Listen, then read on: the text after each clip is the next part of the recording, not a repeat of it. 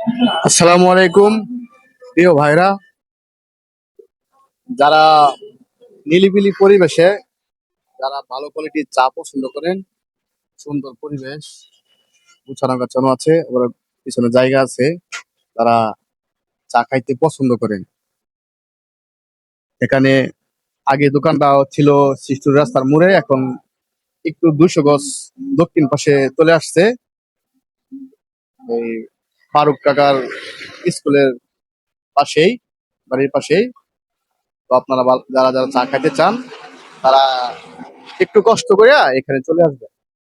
এখানে সুন্দর পরিবেশ, মনে করেন আপনারা যারা যারা টিভি সিনেমা পছন্দ না করেন, তাদের জন্য খুব ভালো হবে।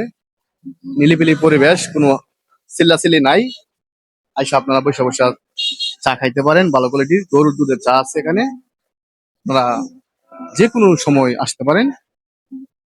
ভিডিওটা প্রচুর পরিমাণ শেয়ার করে দেবেন, যাতে আপনার, যেহেতু নতুন এই জায়গায়, তো ব্যবসাটা যাতে একটু জমজট হয়।